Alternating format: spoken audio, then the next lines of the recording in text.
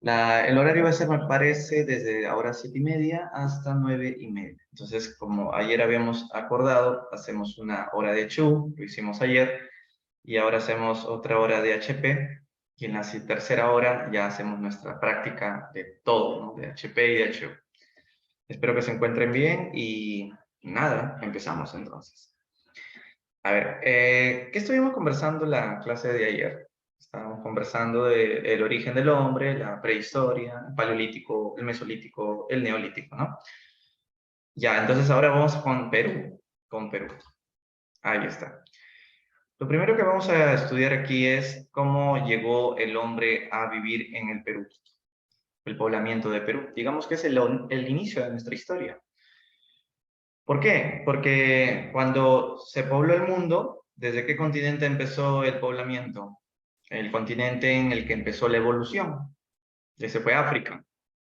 ¿Y de África para dónde se han ido? Para Europa, para el Asia también. A Oceanía también llegaron. ¿Y luego por dónde entraron? ¿A qué continente finalmente llegaron? Al nuestro, a América. Llegaron a América.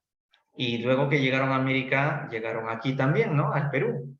Entonces, la historia del Perú empieza con la llegada de los primeros pobladores a nuestro territorio, ¿cierto? Entonces, lo que vamos a analizar es cómo vivían los primeros peruanos. Más o menos, ¿hace cuántos años crees que llegarían a vivir aquí a nuestro territorio los primeros pobladores? Aproximadamente habrían llegado hace 12.000 años. Entonces, aquí estaría el inicio, ¿no? Hace 12.000 años aparecieron los primeros cazadores nómadas. Sí, los primeros peruanos eran cazadores y nómadas. Y entonces se inicia la primera fase del poblamiento que se le conoce arqueológicamente como el periodo lítico. Hoy vamos a hablar de tres fases: el periodo lítico, el periodo arcaico inferior y el periodo arcaico superior. Entonces vamos primero empezando con el periodo lítico. ¿Cómo es la vida en el Perú en el periodo lítico? Como ellos llegaron hace 12.000 años, primero hay que tener en cuenta que se vivía aún la era de hielo. Era la época del Pleistoceno. Por lo tanto, tenían que cazar, tenían que ser cazadores. Una primera característica entonces es que eran cazadores, pero también tenían que perseguir a los animales. Por eso es que tenían que estar constantemente dirigiéndose de un lugar a otro. Entonces eran nómadas que tenían que estar organizados en pequeñas bandas, que son grupos de cazadores, ¿no? La banda es un grupo pequeño, 15, 20, 30, 40, 50, máximo 60 miembros integran una banda, y no existen clases sociales, simplemente todos son iguales, ¿no? Es decir, la naturaleza te brinda tu comida, dependemos de lo que la naturaleza nos regala, y como dependemos de la naturaleza, esta economía se le conoce como economía. ¿Cómo le podríamos decir esta economía? Nosotros no sabemos sembrar, nosotros depredamos la naturaleza, nosotros dependemos de la naturaleza. ¿Cómo le podríamos llamar esta economía? Economía de tipo... muy bien, Damaris. Economía parasitaria, ¿no? Una economía depredadora, una economía parasitaria, porque dependemos de lo que la naturaleza nos brinda.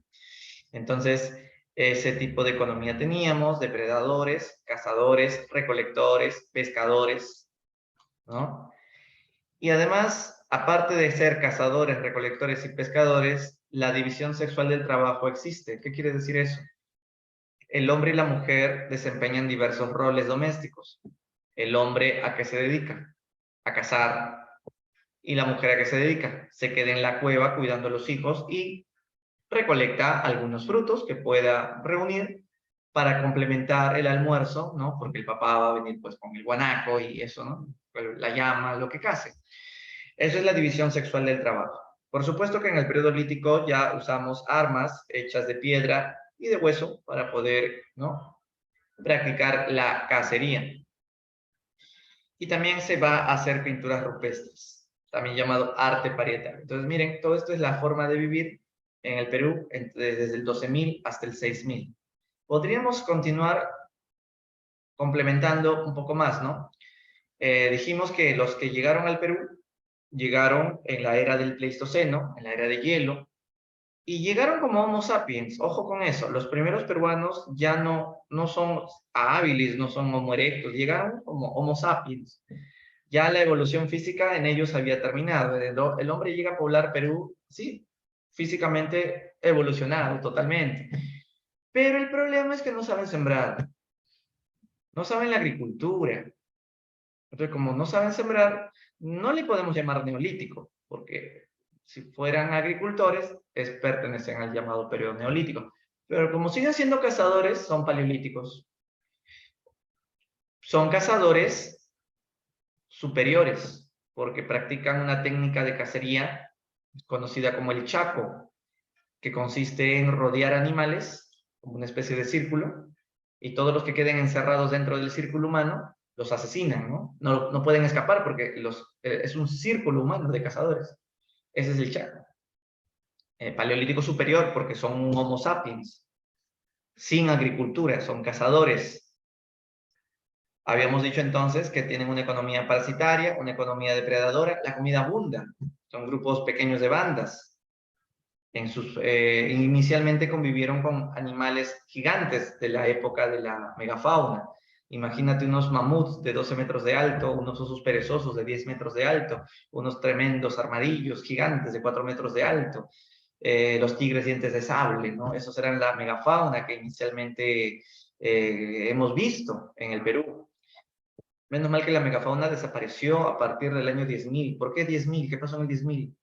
Se acabó la era de hielo, el hielo empezó a derretirse y entonces empezó el nuevo periodo llamado Holoceno. ¿Ya? Entonces el periodo lítico abarca tanto la fase final del Pleistoceno como los comienzos del Holoceno. Y así es la vida pues en el Perú, ¿no? Pueden creer que así se vivía en nuestro país entre 12.000 hasta el 6 a 8.000. Les hago una pregunta a ustedes. ¿Cómo podemos saber que así era la vida en el Perú? O sea, yo no estuve en la época, obvio, ¿no? Entonces, ¿cómo podemos confirmar que así estas características tenía la vida del peruano? ¿O es que acaso le hacemos ouija a los antiguos peruanos y ellos nos van contando oye, cómo era la vida, cómo era la cacería? No, pues no. Entonces, ¿cómo podemos saber estos datos de épocas tan antiguas? Y no me vayan a decir porque estos peruanos dejaron escritos, novelas y contaban, no sabían escribir menos leer. Entonces, ¿cómo podemos saber estas historias? A ver, ¿quién me ayuda? Ok, ok, Anderson dice con pinturas rupestres, buena, pero aparte de eso, ¿qué más se puede encontrar que nos den información? Correcto, Damaris, en que Damaris ha dado con el clavo, ¿no? O sea, un concepto más general, dice ella. Evidencias arqueológicas, eso incluye todo, restos líticos, pinturas rupestres, huesos, ¿no? Esos son evidencias arqueológicas. Y es justamente lo que voy a presentar a continuación. ¿Cuáles son las evidencias arqueológicas que prueban que el Perú vivió como vivió en este periodo llamado lítico? Vamos a ver. Te presento primero a Guitarrero y Piquimachay. Estos son evidencias muy antiguas ¿de qué? De presencia humana. ¿Por qué digo presencia humana? ¿Se encontraron humanos, seguro que el profesor? Sí, pero no estaban completos. Se encontró, por ejemplo, un pedazo de una muela, se encontró un dedo, la falange, un pedazo de una mandíbula de un niño. Se encontraron cosas muy pequeñitas, pero bueno, al menos son humanos, ¿no? Peruanos. Y tienen una antigüedad muy antigua, de 12.000 a 12.500 años. Ojo que no se ha encontrado hasta el momento humanos más antiguos que 12.000 a 12.500. Por eso la historia del Perú, dijimos, arranca en el 12.000 más o menos. También se han encontrado pinturas rupestres, perdón, ¿qué estoy hablando? Olvídate de eso, no. Iba a decir que también se han encontrado herramientas líticas. Herramientas líticas, eso se ha encontrado, lo que prueba que eran cazadores, ¿no? Pinturas rupestres todavía más abajito, ahorita vamos a hablar de eso. Entonces, resumiendo, ¿no? Guitarrero y Piquimachay son los nombres que se le ha dado a los hallazgos más antiguos de presencia humana, aunque no están completos. Están recontra incompletos. A tal punto que no se puede saber ni siquiera si fueron enterrados. y armas, restos líticos. Vamos a ver, perdón, Guitarrero queda en Ancash, Piquimachay queda en Ayacucho. En ambos estamos hablando de la sierra. En cambio, Chivateros está en la costa, está en Lima, por el río Chillón. Y ahí se encontró un taller y una cantera lítica. ¿Qué cosa es un taller? Un taller es, bueno, cuando se te malogra tu bicicleta, lo llevas seguramente a un taller mecánico. Cuando se malogran las armas de cacería de los chivaterienses, iban a chivateros para reparar algunas armas, para crear algunas nuevas, ¿no? Entonces era un taller y un lugar donde se creaban nuevas herramientas. Esto sería entonces el taller y cantera lítica más antiguo de la costa.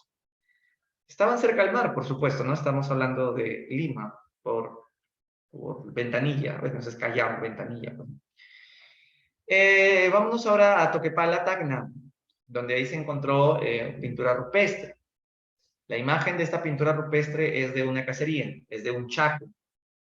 Un chaco es, ya te expliqué, rodeamos a los animales y los que queden atrapados dentro del círculo humano, bueno, son asesinados para la comida. Y esto se ve en Toquepala, ¿no? La pregunta sería, ¿por qué hicieron una pintura rupestre? ¿Qué es lo que buscaban los hombres al hacer pinturas rupestres? Pasatiempo, amor al arte, hacer hora, nada de eso, ¿no? Era para presagiar qué, para intentar buscar qué, siendo la pintura, siendo el dibujo de la cacería. Se ha encontrado que la pintura había sido golpeada y que había sido quemada, había ceniza en el suelo, pareciera un ritual. Ajá, claro. Era para, claro, para presagiar las buenas cacerías, es correcto. Claro, es para que como la imagen de la pintura nos habla de un animal que está muriendo, el hombre de Toquepala cree que en la vida real el animal también va a morir. ¿Por qué? Porque ya lo estás matando previamente o simbólicamente en el dibujo. Pero para llegar a esa creencia tienes que también creer en algo sobrenatural. Por eso es que las pinturas rupestres de Toquepala son parte de rituales sobrenaturales, rituales sagrados. Y hay que tener mucho cuidado, porque eso no quiere decir que ya exista religión. Lo que predomina en el Perú solamente es la magia. Este es un pensamiento mágico religioso, que es algo como decir pre-religión. Porque si fuera religión, pues tendríamos la imagen de un dios, y todavía no vamos a encontrar la imagen de un dios, hasta la época de Chavín todavía, es falta todavía. Entonces es más que todo mágico religioso para presagiar una buena cacería.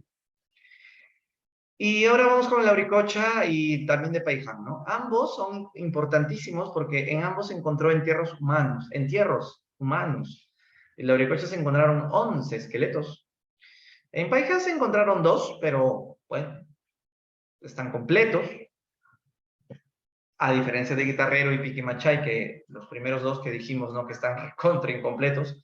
El de la Auricocha, bueno, te soy sincero, los de la Auricocha, algunos también están incompletos, pero no tan incompletos. Pero les faltará, pues, ¿qué te digo? Una costilla, les faltará un pie, pero lo demás se nota claramente. Y se notan en la Auricocha que sí son parte de entierros, eso sí se nota claramente, son entierros de la sierra, la Auricocha está en Huánuco, mientras que Paiján está en la Costa de la Libertad. En Paiján se encontraron 2 esqueletos, en la Auricocha, no olvides, repito, 11 esqueletos. Pero además de los esqueletos encontrados en la Auricocha y Paiján, te enseño qué otras cosas se encontraron. En la Auricocha se encontró las herramientas que usan para la cacería. ¿Qué forma tiene este tipo de herramienta de la Sierra de la Auricocha? Parecen formas de hojas, hojas de plantas. Se le llama tradición lauricochense. Pero en el caso de Paiján, la punta de arma que usan es curiosa, ¿no? Porque tiene un mango, o sea, para coger, para asir. Y también tiene su pedúnculo, que son como una especie de hombros. Te cuento algo muy interesante. Toda la sierra tienen ese tipo de armas de la Auricocha. Toda la sierra peruana usan este tipo de modelo, mientras que toda la costa usan este otro tipo de modelo de piedra. O sea, no es que solo Paiján las usa, no solo la Libertad, No es que solo el Lauricocha de Huánuco las use, es toda la sierra, toda la costa, solamente que ellos ponen el ejemplo. O sea, salieron de ahí la imitación. Entonces, les hago una pregunta así, nivel San Marcos, para ver, y es un poco así para confundirlos. La piedra que tú ves ahí de Chivateros, sí, justo eso iba a preguntar, Damaris. La piedra que tú ves de Chivateros, ¿buscaba parecerse a la de Paiján o a la de Lauricocha? La piedra de Chivateros o sea, está a medio terminar, está a medio terminar. Y esa piedra de Chivateros, como te dije que era un taller lítico, buscaba terminar pareciéndose a la de Paiján o a la de Lauricocha. ¿Tú qué ves ahí? ¿Qué pensarías? A ver, ayúdame. Esa piedra de Chivateros, que está en el Valle del Río Chillón, Lima, buscaba terminar imitando a la de Lauricocha o a la que ves en Paiján. A ver qué dicen los demás.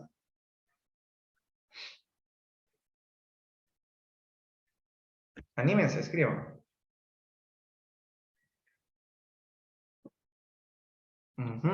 Ya, bueno, dicen Lauricocha, por ahí alguien Paiján, ¿no? Ya lo vi. ¿Qué cosas has visto? Ya, a ver, ¿qué es lo que dije hace un ratito? Dije que toda la sierra quiere imitar las piedras de Lauricocha y toda la costa quiere imitar las puntas de Paiján. ¿Y Chivateros está en la costa o en la sierra? Oh, pues Chivateros está en la costa. Y si está en la costa, es obvio que quiere imitar las de Paiján. Entonces, las piedras de Chivateros buscaban ser como las de Paiján. Ya lo vi que me quiere hacer fallar, pero yo no te quiero hacer fallar, yo te quiero hacer pensar. Y en todo caso, si fallaste, sé feliz, porque estás en una academia donde se puede fallar. En el examen de admisión es donde te recomiendo no fallar. Bueno, entonces, estas son las piedras de Lauricocha y Paiján. Y mira, en Lauricocha también hay una cueva, profe, pero esta pintura rupestre es de Lauricocha. Sí, seguro tú pensabas que solo van a haber pinturas rupestres en Toquepala, ¿no? Falso, también hay pinturas rupestres en la cueva de Huánuco, de Lauricocha. Se ve acá venaditos, ¿no? Unos venaditos que están siendo perseguidos, ¿no? Y ahí están los humanos que lo están, ¿no? Ejecutando. Bueno, y estos son los dos entierros de Paiján, de un hombre y de una mujer. Bueno, y con esto hemos terminado la historia del periodo lítico. Avanzamos y ahora vamos con el siguiente periodo, el periodo arcaico, ¿no? El periodo... No, Anderson, lo que pasa es que ellos son venados, y los venados tienen cachos, ¿no? Son venados, son cérvidos o venaditos, ¿no? Ustedes conocen, ¿no? Los chicos seguro conocen eso de los venados. Ya, bueno. Y ahora vamos con el arcaico entonces. El arcaico se divide en dos partes. El arcaico inferior y el arcaico superior. Vamos con el arcaico inferior primero. ¿Qué va a pasar a partir del año 6000? A partir del año 6000 vamos a tener grandes cambios comparado con el lítico. Por ejemplo, ayúdame, si en el lítico eras cazador, en el arcaico, ¿qué cosa te volviste? Horticultor. Otra vez, ¿ya? Si en el lítico eras nómada, en el arcaico inferior, ¿qué te vas a volver? Te vas a volver semi-nómada. Semi-nómada. Son mis lagrimitas para que la computadora no me haga daño. Entonces, esas son las grandes diferencias.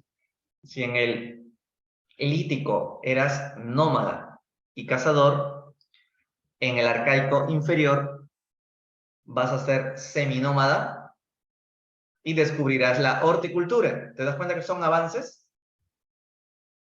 Otra, si en el lítico vivías en la era de hielo, en el Pleistoceno, en el arcaico, ya no va a haber era de hielo, todo va a ser Holoceno. Acá vamos a empezar a ver, ¿no? En el arcaico, la Tierra se calienta para bien, no como ahora que el calentamiento global es para mal. sino era un clima más templado, ya no había era de hielo, ese es el Holoceno, también conocido como Optimum Climaticum o clima óptimo. Es una época además donde la comida ya no abunda como antes. ¿Y por qué no? Pues porque la megafauna se extinguió. ¿Y por qué se extinguió la megafauna? Porque la megafauna se extingue cuando cambia el clima, porque son animales de climas gélidos, helados, la era de hielo ya acabó. Entonces, se extingue la megafauna, hay menos animales. Por lo tanto, ya no puedes estar depredando como loco.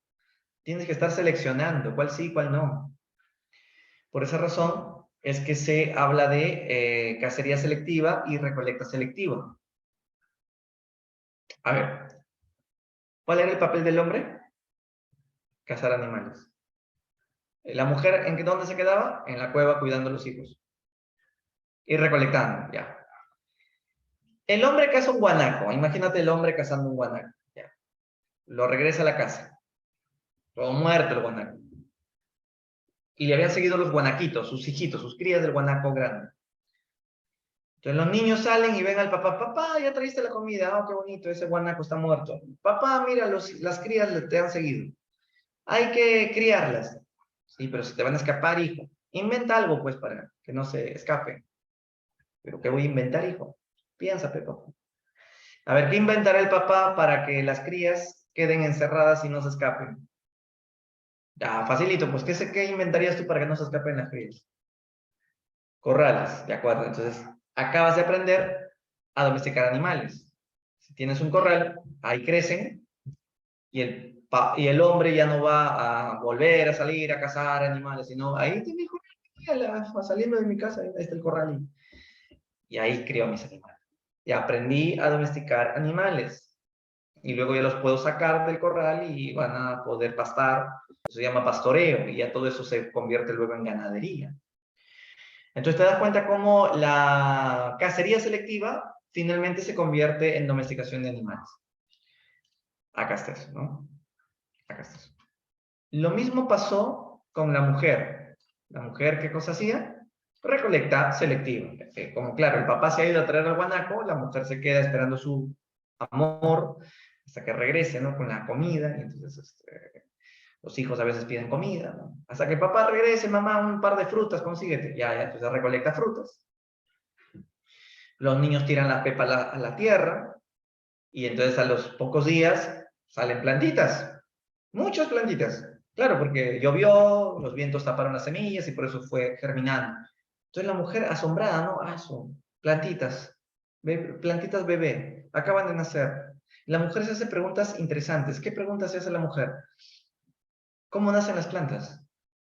¿Cómo nacen las plantas? Esa es una pregunta muy fácil de responder para ustedes. Dime cómo nacen las plantas. Paso número 1 para que una planta crezca. Habla. Y no me digan que no saben, porque todos alguna vez hemos sembrado. Paso número 1. Enterrar una semilla debajo de la tierra. Ya, ¿qué más? Luego, ¿echarle qué? Agua, pues, ¿no? Ya, suficiente, ya está. Y esperar que salga la planta.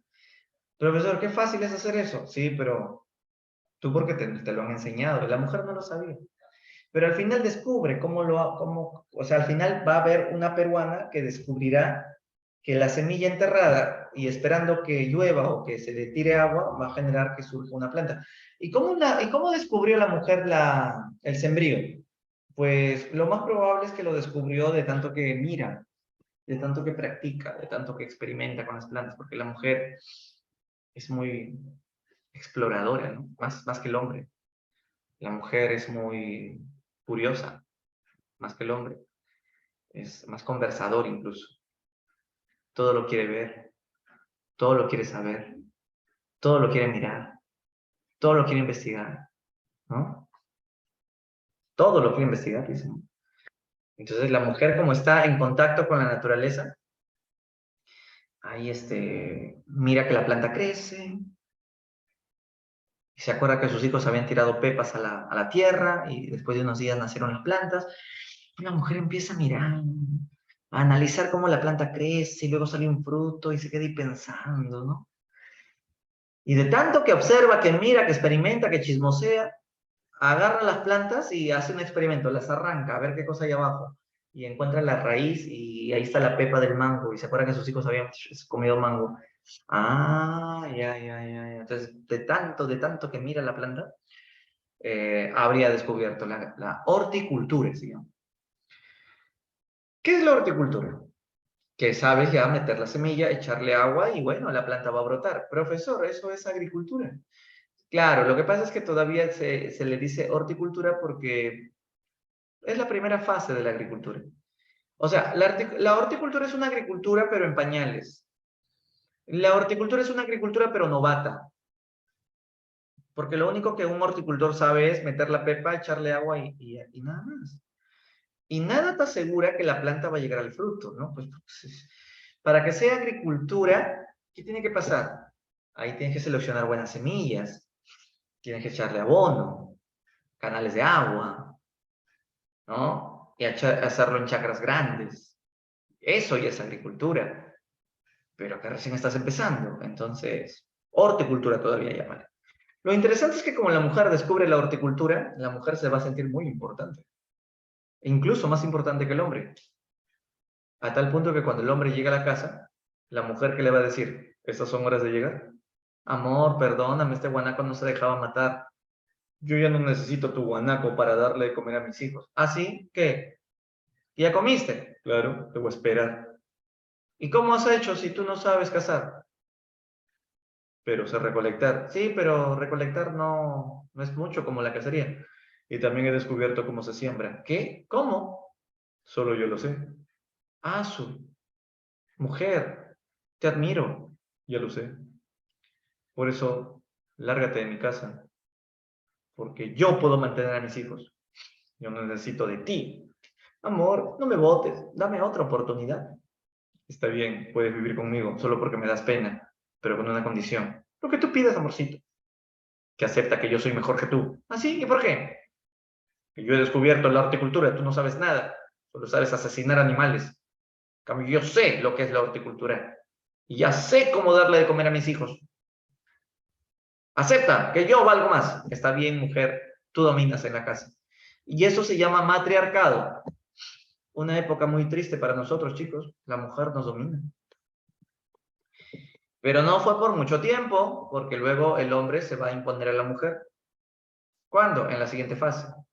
¿Y por qué? Porque cuando surgen las guerras, sobre todo, ¿no? La mujer, ¿por qué no va a la guerra? Porque es mucho costo para la mujer ir a una guerra.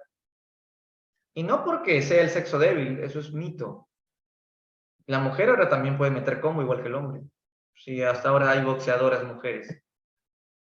Lo que pasa es que la mujer no va a la guerra porque si muere en la guerra, entonces sus hijos quedan abandonados. Sí, pero le queda el papá. No es lo mismo. La mamá cría mejor a los hijos que el papá. Incluso el papá puede abandonar a sus hijos. Es más práctico el hombre, no le importa. Pero la mamá tiene que estar. Entonces prefiere no ir a la guerra. Entonces el hombre va a la guerra. Y cuando el hombre regresa de la guerra, su mujer pues lo recibe. Oh, amorcito, ¿qué tal te fue en la guerra? Gané. Ah, ese es mi hombre, ese es mi hombre. ¿Y cómo ganaste, amorcito? Soy lo máximo, mujer. ¿Quieres que te diga cómo le gané a ese? Lo agarré, ven acá, pon tu cara. Así lo agarré, mira, así, ¡pa! Así le gané. Ya, entonces, el hombre golpea a la mujer. Ya, pues, el hombre está dominando a la mujer. Ahora, el hecho de que el hombre le pegue a la mujer, ¿qué demuestra? Que el hecho que el hombre le pegue a la mujer demuestra que el mismo hombre le tiene miedo a la mujer. ¿Por qué el hombre le tiene miedo a la mujer? Porque la mujer tiene más aguante que el hombre. ¿En qué sentido? En todo. ¿Cuál es el peor dolor que una mujer soporta en la vida? Y que el hombre jamás lo va a sentir. El peor dolor que una mujer soporta en la vida y que el hombre jamás lo va a conocer es el dolor del parto, claro. O los cólicos menstruales incluso, ¿no? Ya, entonces, ¿quién es la que cocina, lava, trapea, plancha? ¿No? El hombre no entiende que ser ama de casa es un trabajo fuerte, es un trabajo doméstico. Entonces, el hombre realmente admira a la mujer, pero la mujer no se puede dar cuenta de su poder, porque el día que la mujer se dé cuenta de su poder, va a volver a dominar al hombre y el matriarcado volverá. Entonces, el hombre tiene miedo de que la mujer un día reaccione y nos domine. Entonces, ¿qué hace el hombre para que la mujer nunca reaccione? La golpea. Entonces, mientras más golpea un hombre a una mujer, el hombre le está demostrando su inseguridad ante ella, su miedo ante ella que reaccione. Eso explica el por qué el hombre no quiere que la mujer sea más poderosa. Por eso es que este, ¿cuál es el máximo miedo que un hombre le puede tener a su hijo? El máximo miedo que un hombre le puede tener a su hijo, a su primogénito, a su hijo varón, es que un día su primer hijo varón, un día le diga a su papá, papi, no soy tan varón. Claro, ese es el máximo miedo. Eso explica el por qué a los hombrecitos les regalan juguetes para matar, ¿no? Pistolas, ¿no? Cosas de violencia. Y a las niñas, ¿qué cosas les regalan en Navidad para que sigan reproduciendo el papel de la ama de casa? Muñequitas para que jueguen a ser madres, la cocinita para que ya vayan entrenando cómo ser cocineras, ¿no? ¿No? Lavanderas, etc. Entonces, ese es el tema.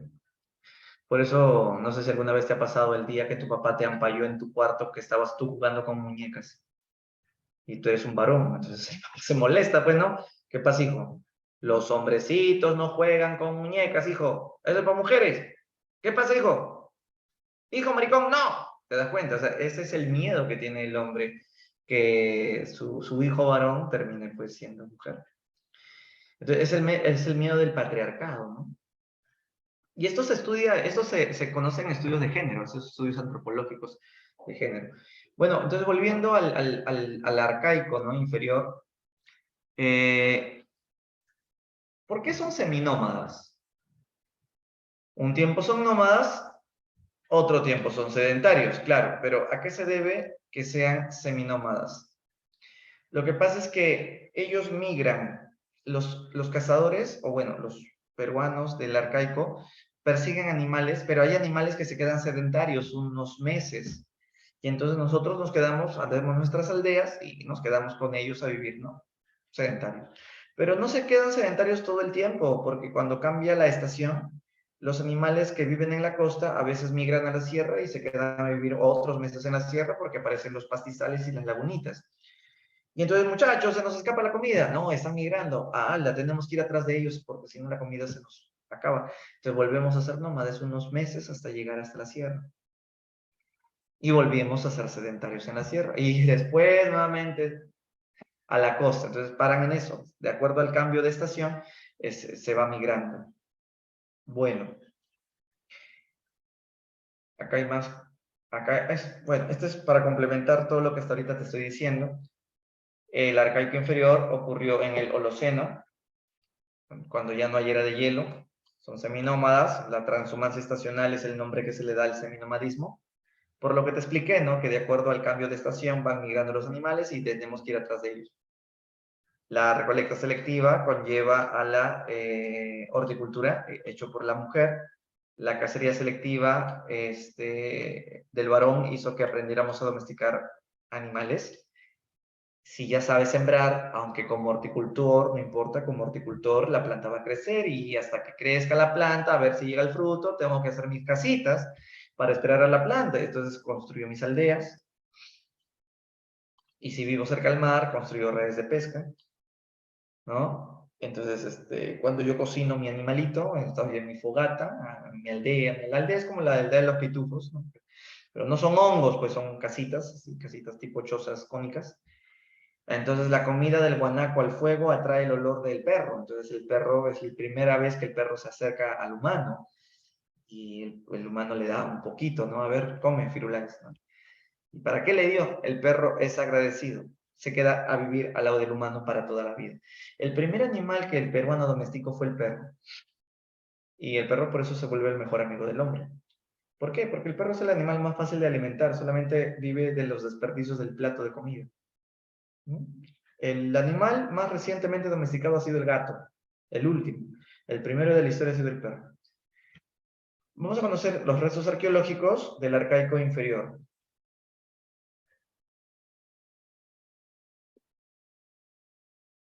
A ver, vamos a analizar acá.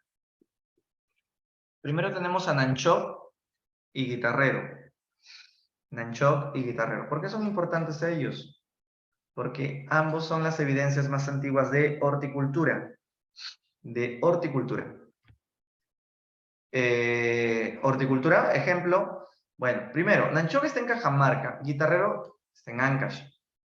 En Nanchok se encontró las evidencias más antiguas de quinoa, maní, calabaza. Son los primeros cultivos más antiguos del Perú, 9.000 años de antigüedad. 8.000, 9.000. En Guitarrero se encontró otros cultivos como payar, frijol y ají. Es interesante cómo el ají, ya desde hace cuántos miles de años el peruano domesticó.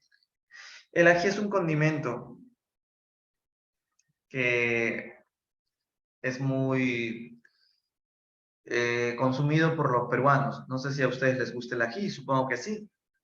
Pero hay unos que les gusta el ají, pero del más picante, del más, el de ese rocoto que te... A algunos de ustedes les gusta así la comida, pero demasiado picante, ¿eh? No creo, ¿no? Bueno, si hay alguno que le gusta así demasiado picante, eso tiene una explicación. Esas son las personas que necesitan emociones fuertes, adrenalina intensa, porque si no se aburren rápido de estar vivos.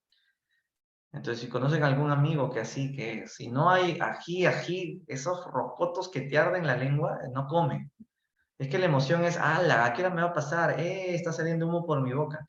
Entonces, son gente que le gusta, pues, hacerse tabla surf, seguramente. O incluso son los que tienden a consumir drogas también, porque la adrenalina es algo que les gusta. Y es que si no, la vida es aburrida, pues, ¿no? Si no hay emociones fuertes. Y el ají es una sensación fuerte. Otro lugar se llamó Santo Domingo. Aquí ellos vivían cerca de la playa. Se encontró una red de pesca, lo que confirma que eran pescadores. Tenían sus casitas. Es la aldea más antigua que se ha encontrado. Y también se encontró una flauta, lo que confirma que ellos eran felices. En efecto, ¿no? O sea, ellos no vivían estresados ni preocupados. Por eso hacían música, ¿no? No es como nosotros que vivimos estresados porque queremos ingresar a la universidad y a veces no se puede, que no hay dinero, que no hay trabajo, etcétera, ¿no? Pero además, más que todo era porque no hay dinero y entonces no hay necesidad de trabajar para comprar las cosas. Todo es regalado, todo es gratis. Solo tienes que recogerlo de la naturaleza. Y eso explica por qué el hombre peruano vivía muy contento. Chilca está ubicado en Lima y acá se encontró una enorme aldea de casitas, más de 50 chocitas. Chilca no está pegado al mar, pero tampoco está en la sierra, está en la costa, en Lima. Está a 1 kilómetro de la playa. Está casi al mar, ¿no? Se encontró un perro, ahí está la prueba de que como criaban canes, un camote, lo que confirma que también es horticultor. Incluso algunos mariscos, choros, cangrejos, se iban hasta la playa caminando y traían mariscos.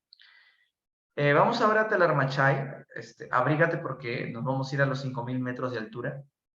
Talarmachay está en la puna de Junín y ahí se encontró un corral de camélidos. Pero ¿cuáles eran los camélidos que les gustaba domesticar?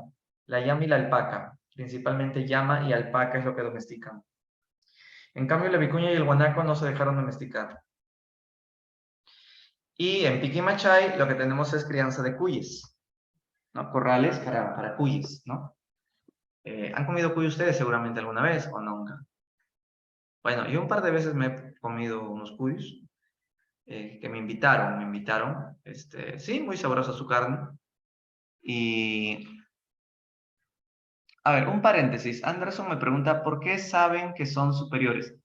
Lo que pasa es que al conocer técnicas de cacería, entonces son cazadores superiores. Porque si no supieran técnicas de rodear animales para hacer la técnica del chaco, ahí sí serían inferiores. Y además porque como son Homo sapiens, pues cazadores avanzados.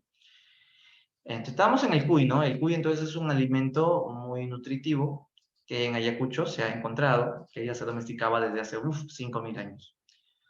Bueno, entonces esto es del arcaico inferior, las evidencias arqueológicas. Acá te puedo enseñar algunas más. Bueno, esto ya es lo que te dije, Nanchao, Guitarrero de la Marcha de Santo Domingo. y chilca. Bueno, acá mira, el guanaco es una llama salvaje que al domesticarse se vuelve llama. La vicuña es salvaje, nunca se dejó domesticar, al domesticársele se convierte en alpaca. Estas son las casitas de Chilca. Estas son parte de las casitas de las aldeas. ¿Ya? Y vamos ahora con el arcaico superior. Y ya estamos entre el 4000 al 2000. Bueno, en el arcaico superior ya nos vamos a volver sedentarios. Sedentarios, ¿no? Ya, ¿por qué? Porque ya sabemos la agricultura. Y como ya sabemos la agricultura, pues, ¿para qué irte, no? ¿O acaso los árboles se van corriendo? No, pues por eso sedentarios. Y como hay mucha comida, ¿cómo celebra la población que haya tanta comida? O sea, al haber tanta comida, porque con la agricultura abundan las cosechas, la población ¿cómo lo celebra? Bueno, discotecas no existen, ¿cómo lo podrían celebrar? En esta época lo celebran teniendo más hijos. Entonces, al tener más hijos, la población crece. La población crece y se convierten en ayus, también llamados clanes. Entonces, ahí está. Profe, disculpe, ¿cómo es un ayu? Un ayu es una gran familia compuesto de pequeñas familias. Por ejemplo, tu casa es una familia. Todos los vecinos de tu cuadra, ahí hay varias familias. Pero como todos se conocen, porque todos viven en la cuadra y todos son barrio, sería una especie de ayu urbano. En la sierra es mejor, porque toda la comunidad campesina se conoce. ¿Qué fue lo malo y lo bueno de la agricultura? Bueno, lo bueno de la agricultura es que ya no necesitas estar cazando animales, correteando y arriesgando la vida, ¿no? Porque o te lo comes al animal o él te come a ti en la cacería. Pero con la agricultura abunda la comida, eso es lo positivo. ¿Pero qué es lo negativo? Lo negativo es que, si bien es cierto, ya sabes sembrar, ¿de qué dependes ahora? Necesitas depender de que, si no la planta no crece. A ver, ayúdame. Hace rato que no me escribes. ¿De qué depende el que sabe la agricultura? Si ya sabes sembrar, necesitas depender de... Claro, tienen que trabajar, pero normal, trabajan, pero el problema es que la tierra y la planta no crece sola. A ver, ¿cuál es la comida de la planta? Sin esa comida no crecen. ¿Qué le echas a tu planta para que crezca? ¿Su alimento cuál es? No, tiene otro alimento, el básico. Agua, pues muchachos, agua. Sin agua la planta, ¿cómo va a crecer? Entonces, pero el problema es que hay que esperar las lluvias. Hay que esperar las lluvias. Pero no siempre sabes cuándo va a llover. Y como no siempre sabes cuándo va a llover, entonces, pucha, ¿qué hago? Y si no llueve nunca, y si hay sequía, ¿cuándo sé que vendrá la lluvia? Y como eso ocurre, un grupo de especialistas abandonó la chacra y se empezó a dedicar a mirar el cielo. Y como se puso a mirar el cielo, ya aprendieron cómo funciona lo de arriba. Que cuando hay nubes negras va a llover mucho. Y cuando no ves ninguna nube en el cielo, entonces va a haber sequía. Y que cuando el sol sale por un lado, hay verano. Y cuando sale por el otro lado, después de varios meses, empieza el frío, es el invierno. Estos especialistas se volvieron sacerdotes astrónomos, que como te dije, habían aprendido los conocimientos de lo que ocurre arriba. Y entonces ellos van a acercarse al campesinado y les van a decir, señores, habla, ¿qué pasa? Dios me habló. ¿Qué? ¿Dios te habló? Sí, Dios me ha dicho que desde ahora yo te voy a gobernar. ¿Qué tiene? ¿Estás loco? ¿Qué estás hablando? Sí, es más, yo te puedo decir cuándo va a venir un huaico. ¿Qué? ¿En serio? Yo te puedo decir cuándo va a llover, yo te puedo decir cuándo va a haber sequía, yo te puedo decir cuándo es la temporada de siembra y la temporada de cosecha. ¿Y así? ¿Y por qué sabes tanto? Porque ya te dije, Dios me dice cuándo va a pasar eso. ¿En serio? ¿Dios te habló? Sí, pues por eso desde ahora yo los voy a gobernar. No te creo nada hoy. Ah, ¿no me crees? Me vas a tener que pagar un tributo en cosechas a cambio de mi pronóstico. A ver, pronostica algo. Mañana te voy a mandar un huaico. Ja, ja, ja, mentiroso, un huaico. Y al día siguiente cayó un huaico. El sacerdote regresó. ¿Ya ven? ¿Cómo sí cumplí? ¿Quieren otra prueba? No, papacito, no, ya, piedad, piedad. Oye, este sí tiene poderes, ha cumplido. Entonces, la gente le empieza a pagar un tributo al sacerdote por darle un pronóstico, y el sacerdote también va a querer, pues, que le construya su templo. Construyeme mi templo, porque ahí yo voy a gobernar. ¿Qué cosa? Yo te voy a construir tu templo fuera, que si no quiero, te mando un hueco. Ah, ya, sí, sí quiero, sí quiero. ¿Alguien me puede decir el nombre de algún templo que se construyó en estas épocas? ¿Algún templo, algún centro ceremonial? ¿Cómo se llama? Muy conocido, hay uno, ¿no? Considerada la más antigua de América, ¿no? Ha salido en todo el mundo, es conocido, y está en Lima. Caral, por supuesto, claro. Entonces, uno de ellos era Caral. Otro se llamó el Templo de Kotosh. El Templo de Kotosh. Y así se construyen los centros ceremoniales. Ahí está, centros ceremoniales. Profesor, ¿y el sacerdote poderoso que es un jefe, cómo se llama ese tipo de gobierno? Teocracia. Aquí hay algo muy importante que quiero que tomes en cuenta. No se puede hablar todavía de un Estado, a pesar de que hay un sacerdote que tiene el poder sobre la gente a través de los pronósticos. A pesar de que el sacerdote vale más y el pueblo se considera inferior, o sea, diferencias sociales, a pesar de eso todavía no se puede hablar de Estado. Y tú seguramente estás preguntándote, ¿por qué no? Porque para que surja un Estado faltan muchas cosas todavía que en el arcaico todavía no han surgido. ¿Cómo qué cosas? Bueno, pues ejército, cerámica, ciudades, religión, eso la imagen de un Dios todavía no vemos acá. Por eso es que Estado no, sistema teocrático sí, pero Estado todavía le falta para que llegue al nivel de Estado en el Perú. Restos arqueológicos del arcaico superior, vamos con esta última, acá está. Cerro Paloma es una construcción arquitectónica donde se ha encontrado un hueco, un huequito, mira, un huequito. Esto se llama un fogón. ¿Este huequito para qué servía? Para que prendas fuego y incineres tu coca, mates tu cuy, pero el fuego tenía que estar prendido porque creen que este fuego es sagrado. O sea, la primera idea que tienen de un dios va a ser el fuego sagrado que va a haber en muchos templos del Perú. Ese se llama Cerro Paloma, ¿no? El otro se llama Huacaprieta.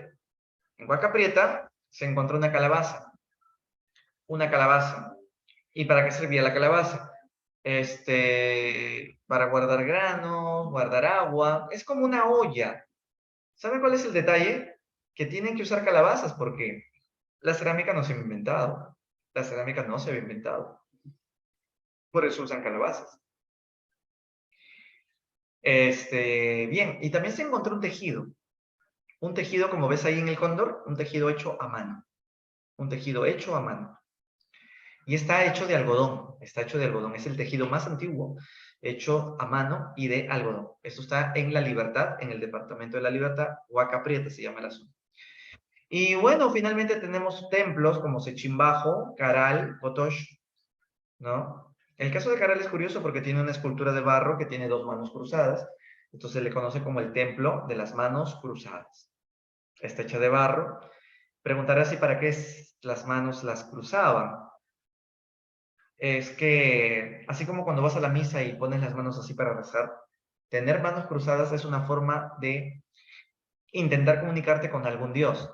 Todavía no sabemos cómo se llama ese Dios, todavía no lo hemos visto, cómo es su cara, pero se cree en la idea más fuerte de una religión, aunque todavía no conozcamos a ese Dios.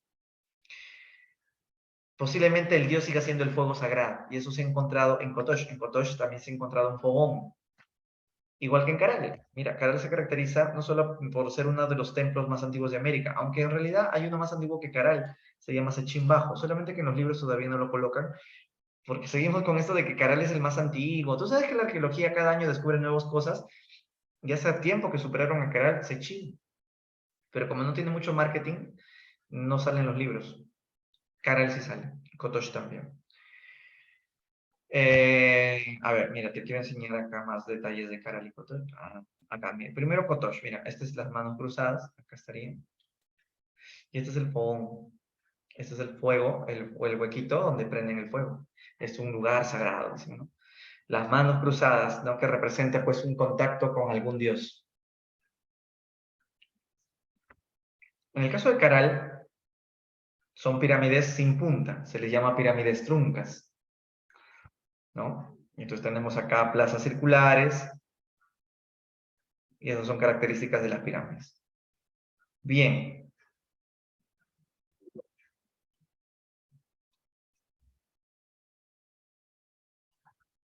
A ver, antes de terminar esta parte, quisiera hacerles un macro resumen de todo, ¿no? Y quiero agregar dos cosas importantes, aprovechando que no las he mencionado porque el tema de fondo era el poblamiento peruano. ¿Alguien me puede explicar cómo se llama el estrecho por donde el hombre llegó a América desde Asia? ¿Cómo se llama el estrecho? Muy bien, el estrecho de Bering, pero eso es una teoría nomás, la teoría asiática de Hardikland. ¿Alguien sabe otra teoría de por dónde fue la ruta para que desde Europa, Asia, no sé, hayan llegado a América? Había un autor llamado Paul Rivet que decía que llegaron de dos grupos de islas, de la Melanesia y de la Polinesia. Yo quiero que me respondas, ¿en qué continente se encuentra la Polinesia y la Melanesia? Se encuentran en un continente. ¿Cuál continente es este? Melanesia y Polinesia. Empieza con O, el continente empieza con O, Oceanía. Ya. Esas son las dos teorías más importantes, ¿no? ¿Llegaron por Asia o llegaron por el Océano Pacífico desde las islas Melanesias y Polinesias? Hay incluso teorías que sostienen que pueden haber venido de Europa. Ahora se está hablando de la teoría noratlántica. Y tiene pruebas y todo. Ya, entonces, una vez que se pobló América, se pobló el Perú, que es lo que justo estábamos hablando en esta hora. Y el poblamiento de Perú, resúmemelo en tres partes. ¿Cuáles eran estas? Periodo lítico, el otro era el periodo arcaico inferior, y el último que vimos era el arcaico superior. A ver, en una palabra, una característica del lítico era, solo dime una.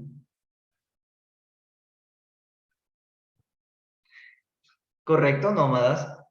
Del arcaico inferior, a ver, dime otra.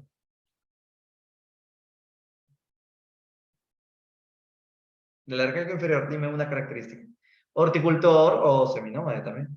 Y del arcaico superior, a ver, dime una.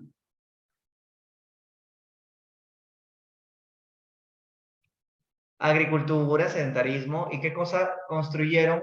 Porque algunos alucinaban que me miraban la lluvia y toda esta cuestión.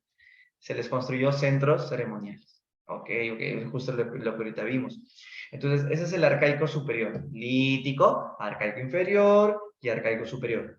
Luego del arcaico superior viene un periodo que se conoce como el formativo. ¿Y sabes por qué te lo menciono de una vez? Porque el formativo viene de la palabra formación. Y en este periodo formativo, ¿qué cosa se va a formar, crees tú? Se va a formar la famosa cultura chavín. La cultura chavín. El formativo primero empezó haciendo bonitos inventos, como la cerámica, la metalurgia, los canales de agua, ¿no? El formativo inicial se llama eso. Claro, y luego de eso ya nacen las condiciones para que surja el templo de Chavín, y Chavín se va a expandir casi todo el Perú. Y por eso es que Chavín es considerada la primera alta cultura. Y la primera alta cultura peruana, según Julio César Tello, tendría sus orígenes en el Amazonas, porque los dioses de Chavín eran animales amazónicos, el jaguar, el caimán, la serpiente, ¿no? Es la teoría de Tello. Esa teoría se enfrentó a una anterior, no sé si has escuchado hablar de Federico Maxule. Federico Maxule decía que la cultura peruana no fue creación nuestra, ni de origen amazónico, sino que vinieron de los mayas, que los mayas vinieron al Perú y que ellos nos enseñaron su cultura. Las culturas más antiguas del Perú serían de la costa, por eso, como vinieron del mar, los mayas vinieron del mar, entonces aterrizaron primero en la costa. Teoría que fue destrozada por Tello cuando descubrió Chavín, porque como Tello descubre Chavín, descubrió que Chavín es más antigua en la sierra, Chavín es 1000 años antes de Cristo. Entonces, ¿cómo puede decir Maxule que las culturas más antiguas son de la costa cuando Chavín es la cultura matriz? Chavín es la cultura mamá, la que dio origen a todas las demás, ¿no? Entonces, ese sería el periodo formativo, cuando se va formando la alta cultura peruana, cuando surge la cerámica. Todo lo anterior al formativo sería precerámica. Como dice Ángel, todo lo anterior al formativo, el lítico y el arcaico, eso sería precerámico. Muy bien. Dicho esto, quisiera saber si tienen alguna pregunta hasta aquí sobre lo que hemos hablado. Algo que no les quedó claro, algo que les repita, alguna pregunta, inquietud, duda, curiosidad, para poder confirmar si ya estamos listos para la práctica. en el examen. Que va a ser con nota. ¿Ninguna pregunta, seguro? ¿Alguna duda? Inquietud, escríbanmelo si desean. Ajá, bueno, vamos a ver entonces si todo está bien. Ah, ya, los centros ceremoniales, ¿qué expresan? Los centros ceremoniales expresan el poder de los sacerdotes, porque como los sacerdotes gobiernan dentro de un centro ceremonial es como decir ahorita la Iglesia Católica. Ahí está el cura que hace la misa y te pone el sermón y todo eso, ¿no? El templo o centro ceremonial sería Caral Kotosh. Entonces, expresa la arquitectura teocrática. Expresa el poder de un sacerdote astrónomo que tiene el poder de controlar y hasta gobernar a la población campesina o a la aldea que se formó alrededor del templo. Eso sería la función. Ok, ¿otra pregunta antes de empezar? Pregunten con confianza, sean conchudos conmigo, porque ustedes no están gratis acá, ¿verdad? Que aprovechen. Ya, bueno, entonces, si tienen preguntas me dicen nomás. Voy a compartir material y ojo, son 40 preguntas, vamos a practicar en esta horita, bien bonito las preguntas, uno por una, y vamos a ir recordando un poco lo que hicimos en la clase de ayer, la clase de ahorita. Tengan en cuenta que si vas a postular a San Marcos, esta es tu oportunidad para que me demuestres en qué nivel te encuentras. Si veo que ustedes lo hacen bien, lo hacen rápido, me exigirían que yo les ponga otras preguntas de un nivel más fuerte. Y normal, yo tengo preguntas de todo nivel. Si veo que todavía les falta, normal, seguimos con el nivel hasta que ya se acostumbren, ¿no? Comparto entonces. Ahí está. Bueno, la idea es que ustedes digan la clave primero en el chat, porque si yo voy a decir la clave primero, ¿cuál es el chiste de que ustedes practiquen? Ustedes primero digan la clave, como son 20 alumnos más o menos, 18 ya se fueron a cenar 2, me dicen 20 claves por cada pregunta y ahí ya yo explico si estabas en lo cierto. Bien, pregunta número 1. ¿Qué clave marcarías? Recuerda que esta es la de la clase de ayer de Historia Universal. Los logros más importantes del Paleolítico son los referidos a qué. A ver, ¿qué podemos decir? La A, me dicen algunos.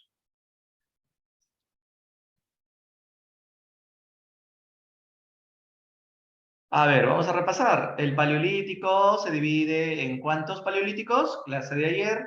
Paleolítico inferior, Paleolítico medio, Paleolítico superior. En el Paleolítico en general, ¿qué cosa encontramos?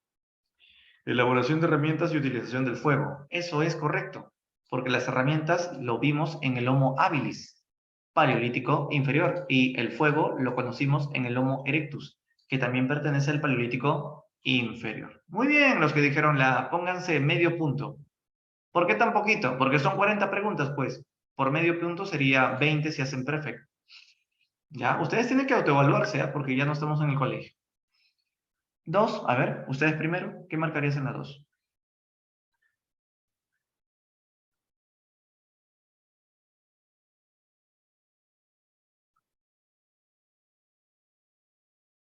¿Se acuerdan del tótem? ¿Te acuerdas de que el tótem también está vinculado a animales?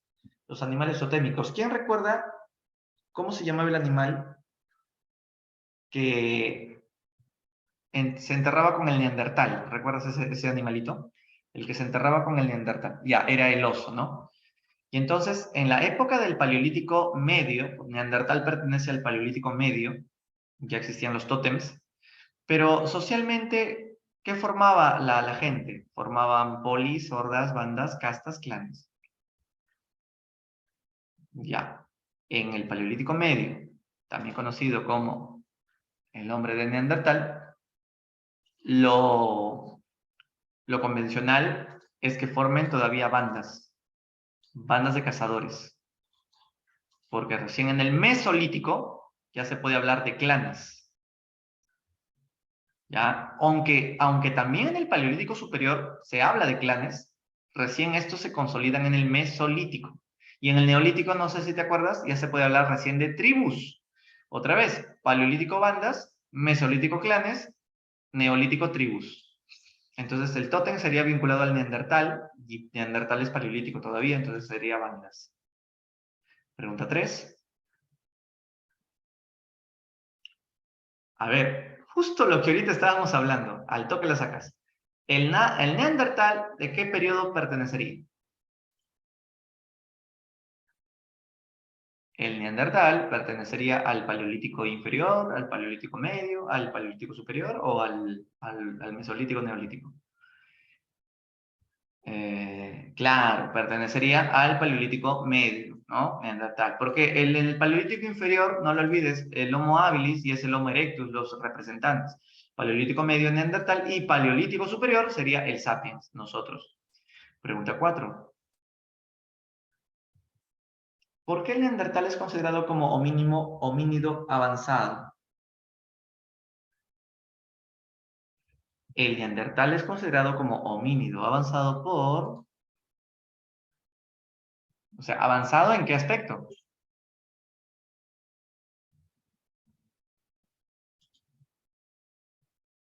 A ver, los demás, todos tienen que dar una clave. No es que solo 2, 3 tienen que dar su clave, porque todos tenemos que practicar. Ok, por acá, Carol dice la C, otros dijeron la E. ¿Qué dicen los que faltan? A ver. Neandertal es considerado un homínido avanzado por... ¿Te acuerdas lo más interesante del Neandertal? Sí, profesor, entierra a sus muertos, pero aparte que entierra a sus muertos, es avanzado porque su lenguaje no era onomatopéyico. Su lenguaje era articulado, ¿no? Ah, entiendo, Carlos, pero no se nota que está saliendo, entrando. No te preocupes, no te preocupes. Suele pasar lo del internet. De acuerdo, los que dijeron la clave E era la respuesta. Uy, ¿qué pasó ahí los que dijeron la C? No puedes decir la C porque si tú dices que tienen posición erecta, eso desde antes del Neandertal ya habían empezado a tenerlo. A ver, ¿cómo se llama el lomo que es el primero que tiene posición erguida? Es el que conocía el fuego. ¿Te acuerdas cómo se llamaba ese homo? El lomo que ya conoce el fuego y tiene posición erguida es el homo... El homo...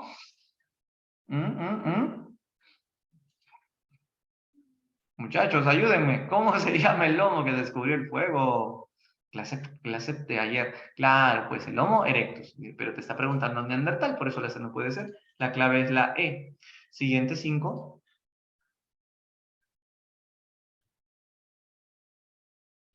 El Neandertal vivió en una época sumamente fría, ¿no? Y se caracterizó por una característica Neandertal, ¿cuál podría ser?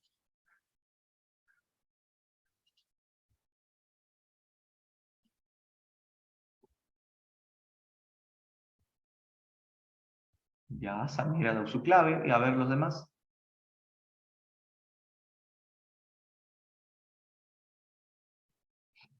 Confirmen si están de acuerdo con la clave C de Samir o hay otra clave.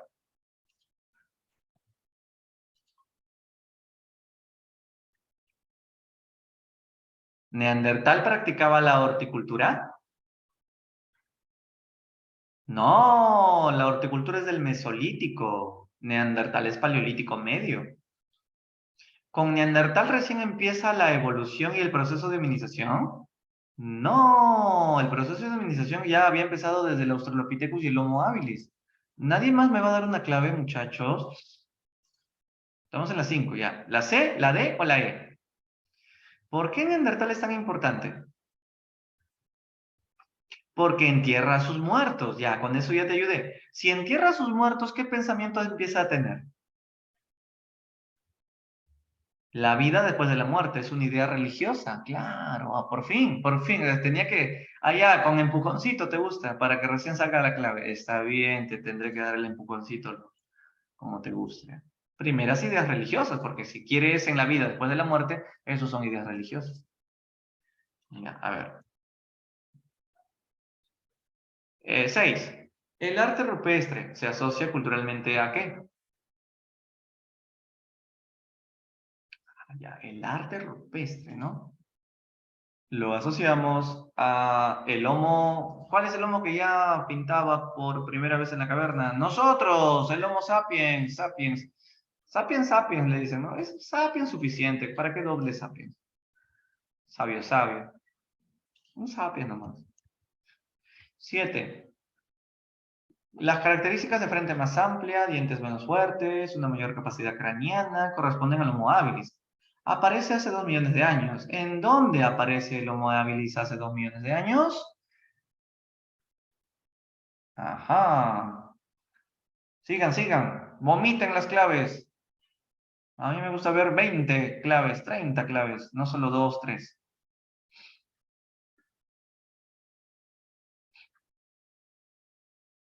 Muchachos, ya pues, den más claves. Si creen que es la A, sigan diciendo A. Demuéstrenme que ustedes en su casa están practicando mi material, que lo he hecho con todo cariño. Ya, está bien, está bien. Samir Ángel, muy bien. El Homo habilis apareció en el África, en la sabana africana. ¿Qué cosa es una sabana africana? ¿Cuando hay árboles o cuando no hay árboles?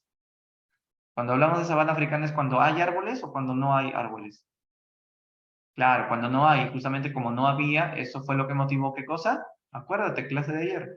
Como no habían árboles, viene el león, ¿qué hacemos para ver si está cerca o lejos? ¿Qué motivó? ¿Que se vuelvan qué? ¿Que se vuelvan qué? Se levantaron en dos, claro, bípedos. O sea, ¿qué pasó primero? ¿Te volviste bípedo o te creció la cabeza? ¿Cómo es la cosa? ¿Qué pasó primero? ¿Te volviste bípedo o primero creció la cabeza? Lo primero fue la bipedia, sin duda. Primero fue la bipedia. Y como ya tenías las manos libres, porque cuando caminas tus manos se mueven, por fin agarraste una piedra y se hizo una herramienta y con eso ya empezó todo el resto de la evolución. ¿No? ¿8?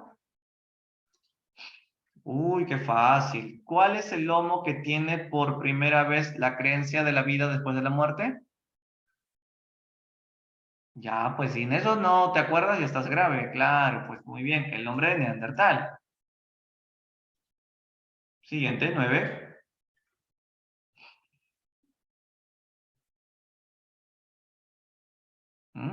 ¿Se acuerdan de esas mujeres hermosas? Tremendos senos, tremendas caderas, tremenda barrigota, ¿no? Tremenda rechoncha gordita. Las Venus paleolíticas, del Paleolítico Superior. Las Venus paleolíticas hipotéticamente estuvieron relacionados con un culto ¿a qué? Con un culto a la fertilidad, correcto, la fertilidad. 10.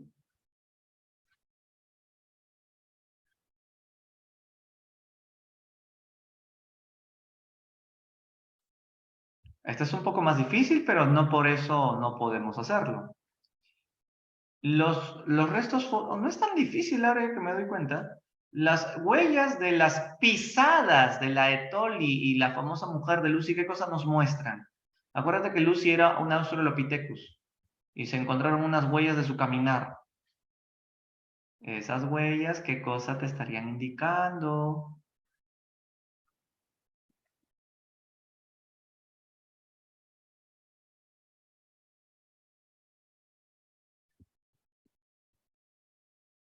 Es correcto, te estarían indicando que ya eran bípedos, la bipedia de los australopithecus, ¿cierto? Vamos a bajar esto. Seguimos, 11. El Homo erectus conoció el fuego. ¿El fuego qué le permitió o qué le permitió?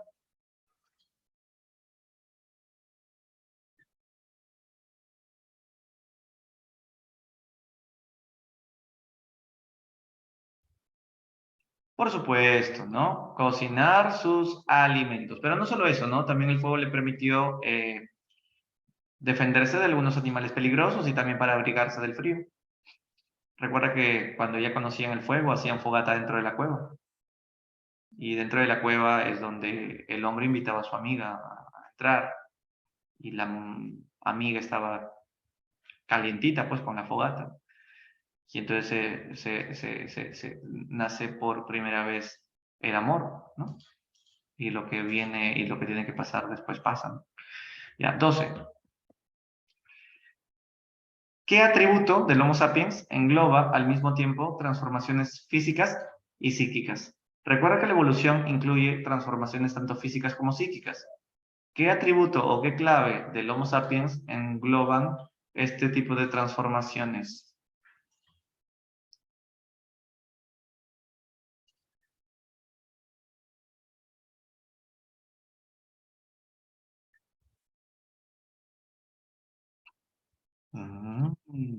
Están en la D, están entre la C, con la D, por ahí Anderson dice la E. C, D y E. Pero más creo que dicen la C. O la E. No, la C y la E están empatadas en claves al parecer. Bueno, vamos a ver. Se define como proceso de hominización la serie de transformaciones físicas y psíquicas que permitieron la evolución de los homínidos a la especie sapiens, ¿de acuerdo? ¿Qué atributo del sapiens engloba al mismo tiempo transformaciones físicas y psíquicas? La gran capacidad de locomoción como se aprecia en las huellas de Laetoli. Falso, porque la Laetoli sería Australopithecus y estamos hablando del habilis. El descubrimiento del uso del fuego controlado para cocinar los alimentos. Recontra falso, porque el fuego es del Homo erectus. Si bien el sapiens también conocía el fuego, te está pidiendo un atributo del sapiens que engloba tanto una transformación física como psíquica. Esto también es falso. La comunicación mediante lenguaje simbólico, como en el caso del arte rupestre. ¿El Homo habilis hace arte rupestre? Sí, hace arte rupestre. Y el arte rupestre puede ser un lenguaje simbólico porque estás dibujando una cacería y es una forma de transmitir un mensaje, ¿no? Por ahí dijeron la E, la adaptación temprana a una postura erecta y el abandono de la vida arbórea. Oye, pero estamos hablando del sapiens. Y el sapiens no es el primero que tiene una postura erecta. Ya desde antes del sapiens tenían una postura erecta. Y muchísimo antes que el sapiens ya habían abandonado los árboles. Entonces no puedes decir que recién eso lo hace el sapiens. No, la E no es. El desarrollo de pulgares oponibles, pero los pulgares oponibles ya desde el Homo habilis se practicaba. Y los primeros artefactos hechos de piedra, obviamente el Homo habilis ya los tenía. Entonces, ¿cuál sería la clave? Aquí ganó los que dijeron la letra C.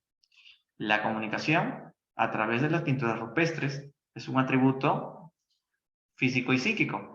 Porque la pintura rupestre te permite razonar. Imagínate un guanaco o un mamut. Cierra los ojos, imagínatelo y ahora dibújalo. Ahí está, lo psíquico, lo racional. Y lo físico, bueno, porque el sapiens ya tiene un cerebro más grande, ¿no? Ya, a ver, vamos con la 13.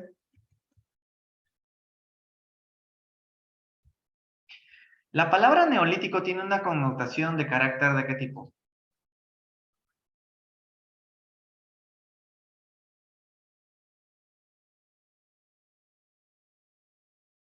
Cielo de frente se lanza con la clave D. A ver qué dicen los demás. Acuérdate de la diferencia. Palio, neo. Palio, antiguo.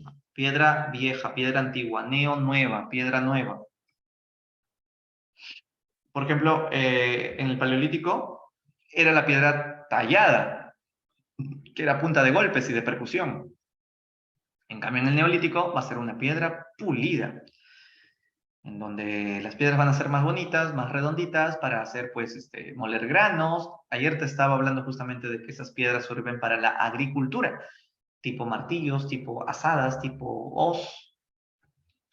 Y entonces la palabra neolítico tiene esa connotación, correcto, tecnológica, porque es una connotación de avanzada. Ya, 14.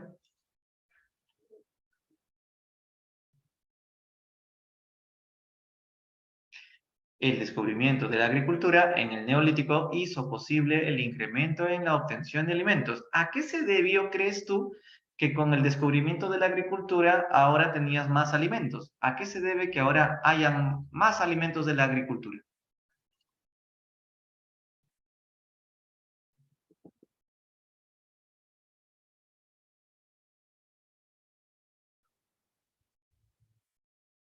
Escríbanme la pregunta también para saber que estás refiriéndote a esa y no a la anterior. Ok, entonces Samir dice la B, Carol dice también la B, ahora Cielo dice la D. ¿La B o la D? A ver. El descubrimiento de la agricultura en el Neolítico hizo posible el incremento en la obtención de alimentos, porque se descubrieron técnicas de conservación de alimentos. ¿Tú crees? A ver, dame un ejemplo de una técnica. de conservación de alimentos? La refrigeradora, profesor. No seas malo, que no existe. No, profe, estaba la papa chuño, la carne se secaba, se llamaba charqui. Eso es en Perú, estamos hablando del mundo. En la clase de ayer yo no te hablé de ninguna técnica de conservar alimentos. En cambio, para que tú razones y digas, la agricultura permitió que haya más cosechas de lo normal, era porque justamente con la piedra pulida podías hacer hueco a la chacra, hacer más arados, y eso justamente es nuevas y mejores herramientas. Herramientas de piedra, por supuesto.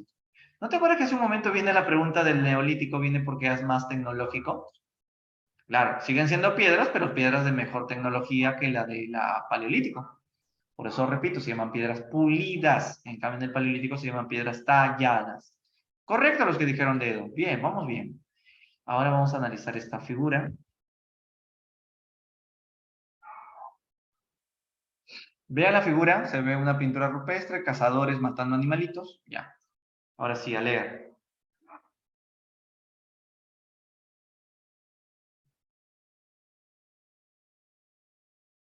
¿Cómo era la economía de esta época? De esta época de gente que hacían pinturas rupestres.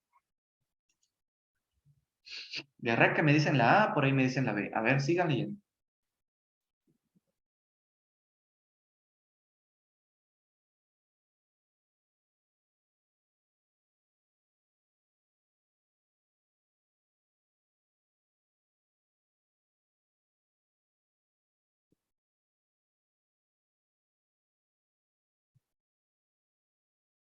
Solo dos claves me están dando.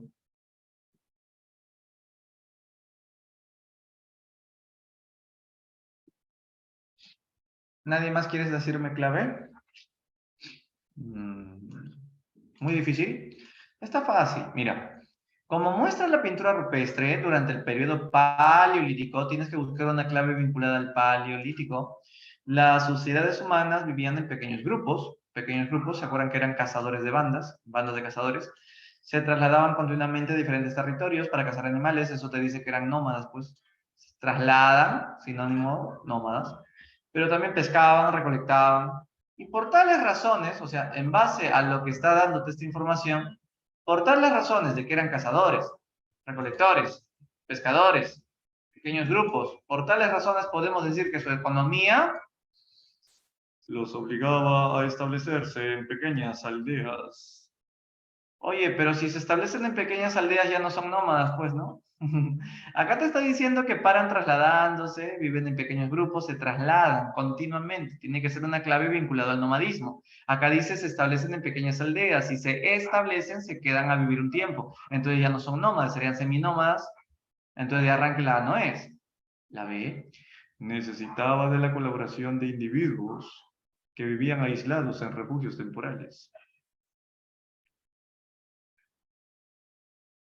Si hablamos de refugios temporales, hablamos también de pequeñas aldeas, pequeñas casitas que por un tiempo nomás las usan y luego se van. Y acá te están diciendo que son 100% nómadas. Tampoco es la B. ¿Nadie más se anima? Quedan en Anderson y Samir nomás. Bueno, Samir dice la C, a ver. Era depredadora y requería de la colaboración y organización de un grupo de individuos. Ajá, depredadora. Son cazadores, son depredadores. Requería de la colaboración y la organización de un grupo de individuos, claro, porque acá te está hablando de pequeños grupos, las bandas, ahí está, mira. ¿Cuál es el secreto para sacar una clave? La pregunta de eco ya te está dando pistas de por dónde tiene que ir vinculada tu clave. Lo demás son distractores. No caigas en la distracción de un distractor. Pero fila D, no, pues ¿cómo va a ser productiva? Si sería productiva es porque ya supieran la agricultura, porque ellos mismos están produciendo su comida. Por eso es la C. Ya, está bien, cielo. A último minuto también tú querías participar y eso está bien. Al menos, más vale tarde que nunca. 16. ¿Cómo se llaman los tres lugares del mundo donde surgió primero la agricultura? A ver, ¿dónde habrá sido? ¿Te acuerdas que te hablé de la media luna fértil? Ah, ¿verdad? Ayer hablamos de un mapa, ¿no? Se formaba la media luna fértil, pero te dije que son las agriculturas más antiguas del mundo, pero no son las únicas. ¿En qué otros lugares se ha encontrado la agricultura más antigua de la humanidad? Si hablamos de media luna fértil, hablamos del cercano oriente. Y también se han encontrado la agricultura más antigua de Perú. En Perú también tiene una de las más antiguas, incluyendo México. Y México queda en Mesoamérica. Pero si dije Perú, Anderson, ¿por qué dices la enano? Ah, porque acá dice Perú, correcto, pero no te hablé de Egipto, ¿o sí? No, sí, profe, Egipto también incluye la media luna fértil, es cierto. Pero no te das cuenta que cercano oriente ya incluye la media luna fértil que incluye a la vez ya Egipto, Mesopotamia. En cambio, la clave sería completamente la A, porque cercano oriente incluye Egipto, Mesopotamia, Siria, todo lo que es media luna fértil, incluyendo Mesoamérica, que es México, Perú, incluyendo China e India. Que acá ya no lo han puesto, ¿no? Claro, acá está, pero ya no sería con Grecia, no tiene. Grecia no puede ser. Pregunta fastidiosa, pero ahí va. Claro, o sea, es en base a lo que te expliqué. En el mapa decía, pero esto sería pues redundancia, lo mismo. Faltaría una que complete más variedad. Mesoamérica también decía la PPT. 17.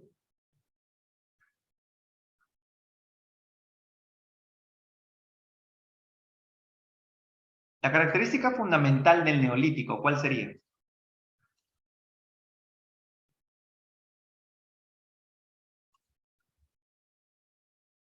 Correcto. Lo más importante del neolítico es la agricultura y acá la clave es domesticación de plantas y animales. Lo mismo de que decir la agricultura. Lo más importante, por eso se llama revolución neolítica, porque el gran invento fue la agricultura, que fue revolucionario. Imagínate que no hubiésemos descubierto la agricultura. Hoy seguiríamos comiendo animales, cazándolos por la calle. 18. ¿Cuáles fueron los primeros cultivos, los más antiguos, en dónde se han encontrado?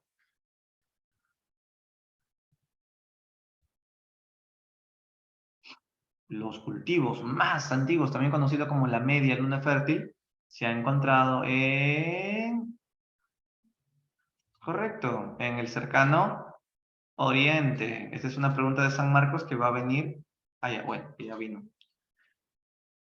Una característica de la Edad de Bronce fue, Edad de Bronce, una característica de la Edad de Bronce. ¿Te acuerdas que en el bronce aparecieron las ciudades-estado, la escritura cuneiforme, ¿no? Domesticación del caballo, correcto. Uruk son las ciudades-estado más antiguas. Bronce. Antes estaba el cobre.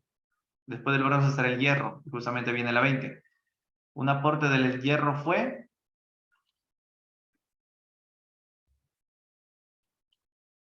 El hierro sirve para que le metas más golpe a la gente y los conviertas en tus esclavos. Sí, pues. Pero acá no habla de esclavitud. Tendría que ser aparte de la esclavitud que se masifica en el hierro, aparece la escritura que nosotros estamos usando. Y esa escritura correcta, los que han dicho la E, es el alfabeto correcto. Y con esto hemos terminado Historia Universal. Les digo la verdad, yo soy muy sincero, me están haciendo sufrir, pero me gusta que al menos están respondiendo, aunque están respondiendo una minoría, una oligarquía, una aristocracia. Solo una élite intelectual al parecer está monopolizando las claves. El resto está observando, mirando, estudiando, analizando. Seguramente va a llegar el momento que en Historia del Perú van a dar la embestida y me van a sorprender. Esperemos. A ver, continuamos.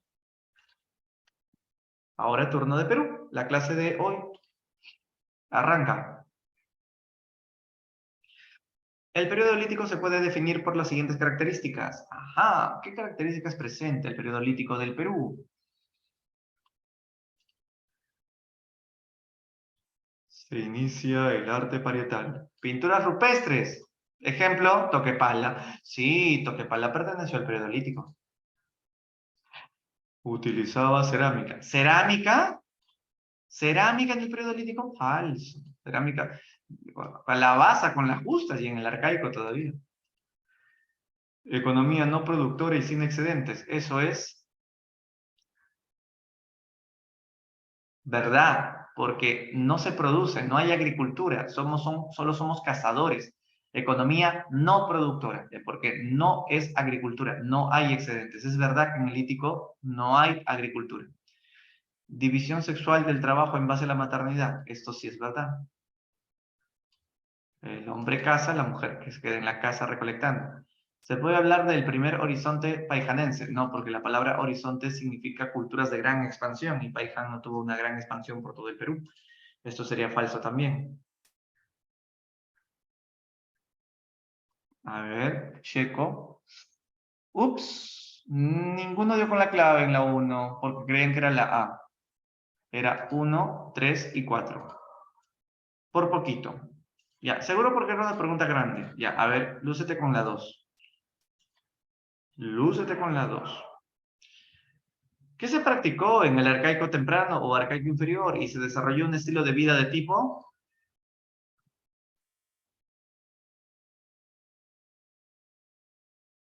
Correcto, en el arcaico inferior éramos horticultores y éramos semisedentarios. Ya, 3.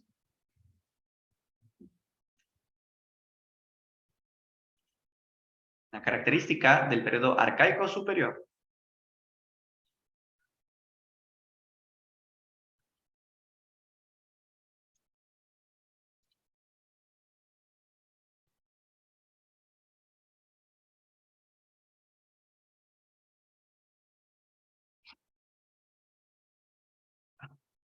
¿Te acuerdas que yo te dije que no se puede hablar de Estado en el arcaico superior porque todavía faltan muchas cosas para que Caral y Kotosh sea Estado? No quiero decir quién fue el que marcó la B. Ya, a ver, que están marcando otra clave, sumo, ¿no? A ver, ¿cuál es? Correcto, es la A. En el arcaico superior se construyeron los centros ceremoniales, ¿no? Caral, Kotosh, es cierto, justamente lo último que estábamos viendo. 4. El construir centros ceremoniales, ¿qué expresaría?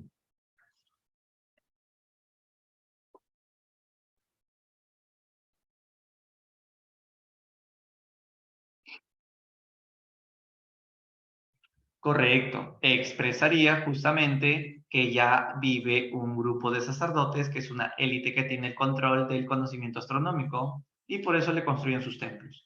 Todo esto ocurre desde el arcaico superior. 5.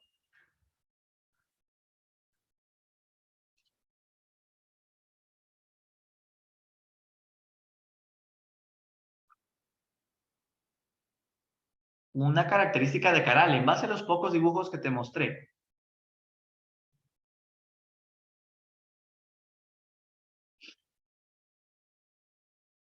Una característica de Caral es que eran pirámides. Y son pirámides que no tienen punta. No me digas que Caral tiene las manos cruzadas. Las manos cruzadas las tuvo Kotosh. Te está hablando de Caral. Caral es en Lima. Entonces, los que dijeron ahí la clave... Cuando hablamos de pirámides sin punta, hablamos de plataformas escalonadas, porque es como que el templo tiene varios pisos. Alguien por ahí dijo la C, ¿verdad? Creo que sí. A ver, ¿quiénes fueron? Ahí está Samir, dijo la C. Ah, creo que alguien más. Bueno, creo que él no más. Ok, 6. ¿Qué se encontró en Del Armachay, recuerdas?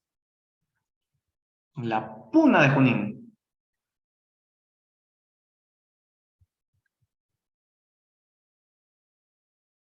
Del Armachay.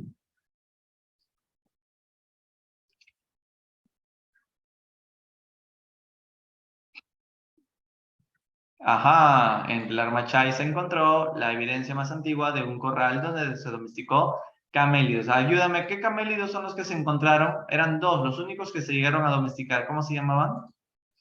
En Del Armachay, los animales que fueron domesticados fueron dos. ¿Cuáles?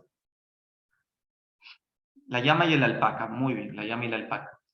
Y los venados, ¿ah? Los venados, antes también se habían domesticado entre el Ramachá y venados. Ok, 7.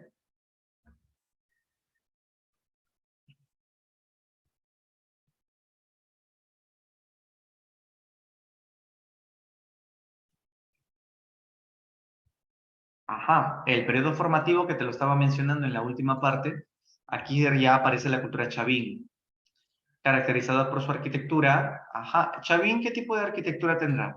¿De barro, de piedra, de barro, de megalita? Y su descubridor fue Tello, y Tello sostuvo que el origen de Chavín, ¿en dónde provenía? De la zona andina, de la Amazonía, de la costa. Incluso en la actualidad se afirma otra teoría. A ver, al menos hazme la 1 y la 2, o sea, las dos columnas. Si Chavín está en la sierra de Ancash, ahí llueve mucho. Entonces, si llueve mucho, tú harías tu templo de barro o de piedra. O sea, saca la conclusión lógica. Si en la sierra de Chavín llueve demasiado, ¿harías tu templo de barro o de piedra? Respóndeme eso. Carol dice que lo haría de barro, claro, para que la lluvia se moje con el barro y se caiga todo tu templo. Carol, ¿te gusta que tu casa se autodestruya? Seguramente. Ah, pues, ¿qué pasó ahí, Carol? Tiene que ser de piedra, porque si es de piedra le cae lluvia, lluvia, lluvia y no se va a derrumbar. El templo de Chavín es de piedra. Chavín de Guantar es de piedra. Según Tello, los animales de Chavín, que eran los dioses de Chavín, provenían ¿de dónde? Provenían de la Amazonía. Pero según una última teoría, dicen que estos animales también se han encontrado en la costa. Por eso la clave sería la B. Esto lo vamos a ver con más detalle en la próxima clase, porque ahí vamos a conocer ya la cultura de Chavín con todos los detalles. Pero también te acuerdas que mencioné brevemente a Max Zule. A ver, ¿qué te acuerdas de Max Zule? Max Zule decía que la cultura peruana no surgió en Perú, como sí decía Tello. Max Zule decía que la cultura peruana vino de otro lado. ¿De qué parte llegó? ¿De qué parte migró?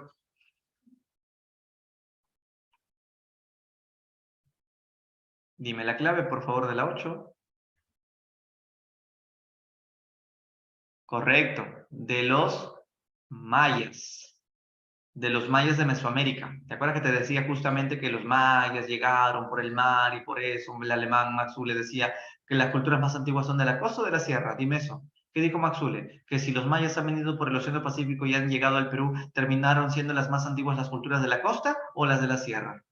Según Maxule, ¿las culturas más antiguas del Perú son las de la costa o las de la sierra? ¿Mm?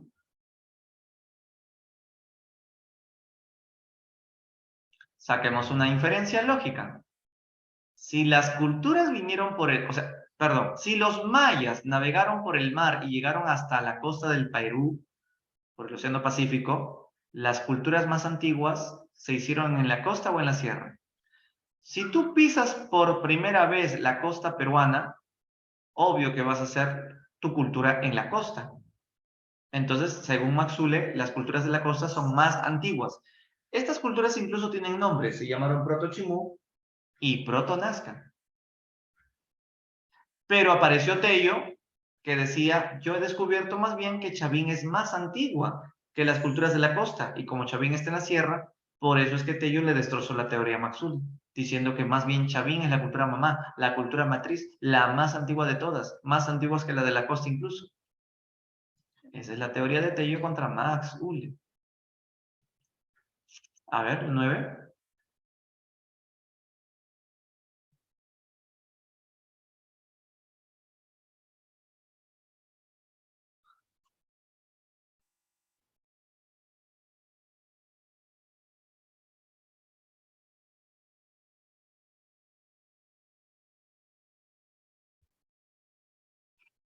Fueron los primeros que mencioné en el lítico. Piquimachay, que tiene 12.000 años, presentan las herramientas de piedra más antiguas de todo el Perú. Las herramientas de piedra más antiguas de todo el Perú. Profesor, pero usted también dijo que se encontró un pedazo de humanos.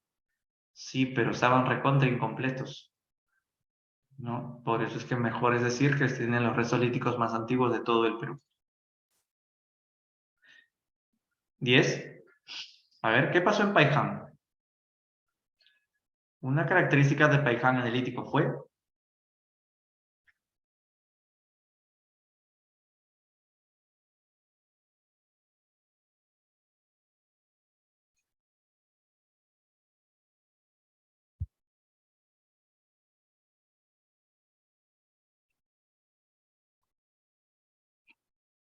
Ya, la C. Acuérdate que la cantera lítica más antigua del Perú, también conocido como taller lítico, fue de Chivateros. Chivateros. No es la C. ¿Otra clave? Acuérdate que en Baikán se encontraron dos esqueletos. Ajá, los restos humanos más antiguos de la costa, porque estaban en la libertad y estaban completos.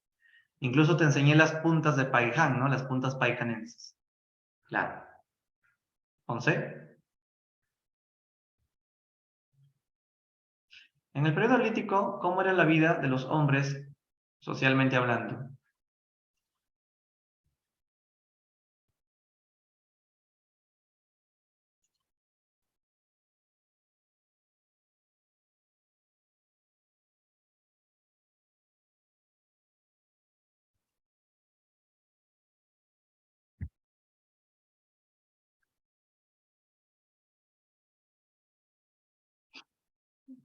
Ajá, ¿cómo es la cosa?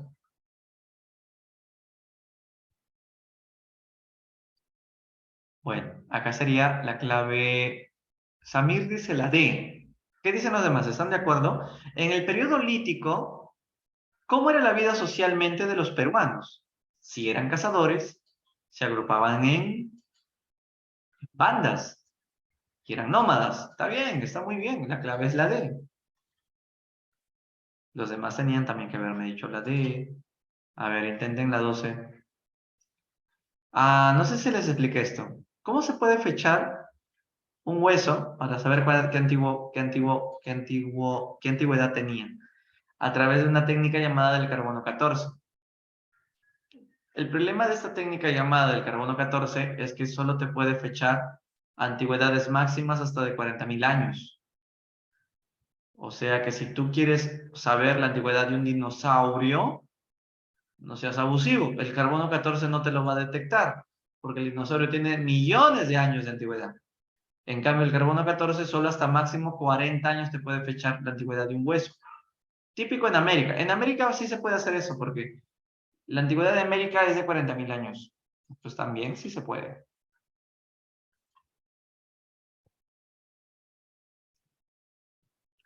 Según el arqueólogo Luis Guillermo Lumbreras, culturas como los Mochicas, Recuay y Lima, Nazca, fueron de poca expansión.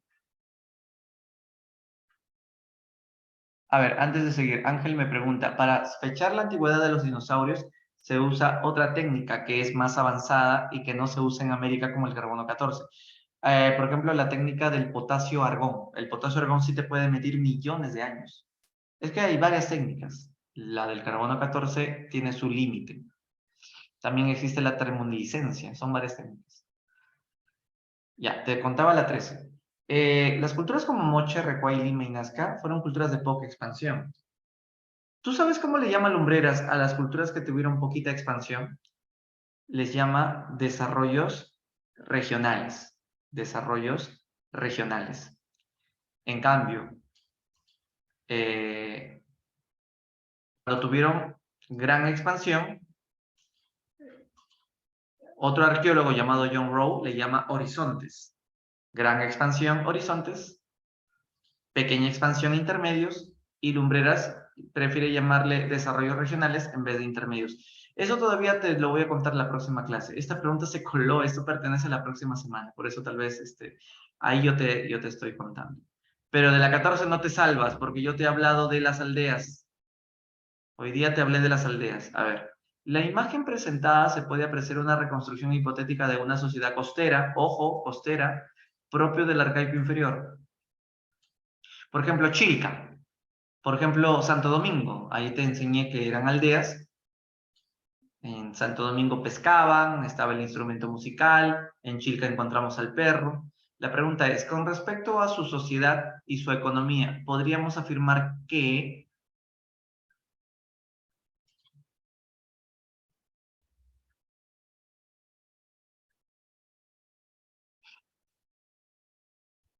Muy bien, muy bien, muy bien. La clave es la A. Es una aldea que desarrolla una economía mixta. ¿Y qué quiere decir economía mixta? Que todavía se han mantenido como recolectores, pero ya están agregando la horticultura. Es una mezcla de agricultura, perdón, una mezcla de horticultura con caza o recolecta todavía, ¿no? Ok. A ver, vamos a bajar esto. Ya, miren estas figuritas. Ya. ¿A qué resto arqueológico pertenecen estas figuritas?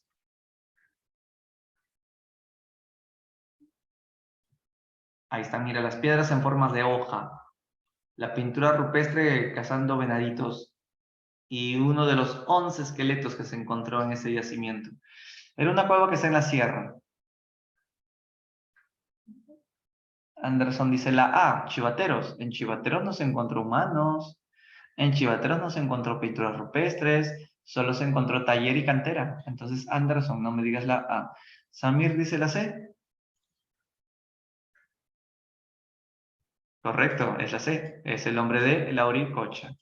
Lauricocha. 16.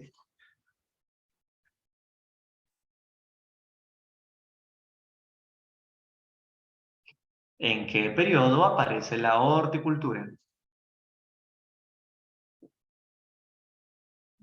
La horticultura aparece en el arcaico inferior, correcto, porque la agricultura y el sedentarismo ya serían el arcaico superior.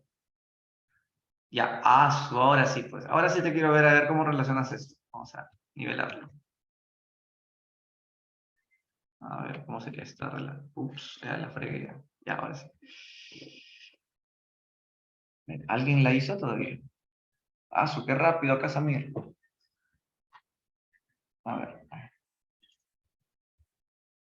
Evidencia muy temprana de horticultura. Horticultura, ¿cómo se llamó esa zona? Aiján, Lauricocha, Nanchoc. Recuerda que ahí la quinoa, el maní se encontró. A ver, restos humanos incompletos más antiguos de la sierra.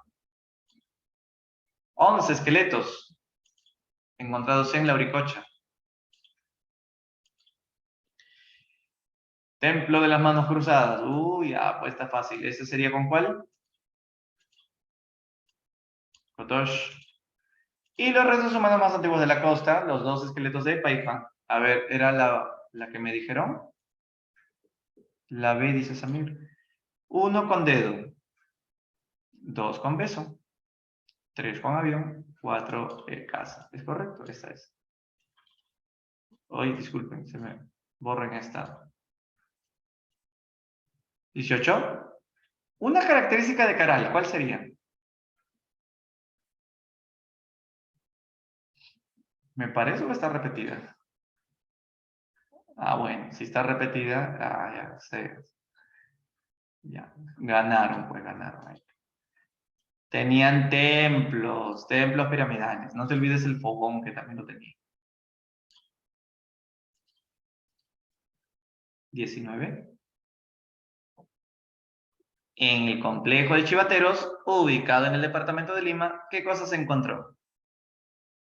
Chivateros, Valle del Río Chillón. Recuerda que se vieron estas piedras que estaban a medio terminar todavía, ¿no?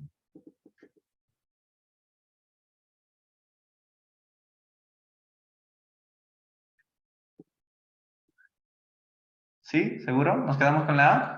Correcto, es una cantera y un taller lítico, el más antiguo de la costa. A ver, creo que falta esta, 20. Las transformaciones en el estilo de vida de los hombres del arcaico superior fueron consecuencia de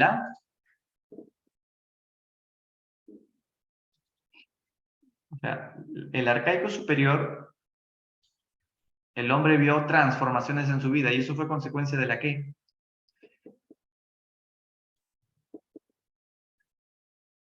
¿Qué dicen los demás?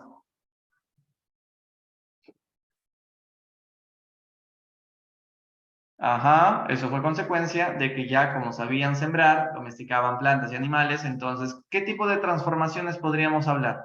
El hecho de que descubrieras la agricultura y la ganadería generó transformaciones en el estilo de vida, como por ejemplo depender de las lluvias y estar atento a lo que va a decir el sacerdote, pagar un tributo a los sacerdotes porque ellos son los que lanzan los pronósticos.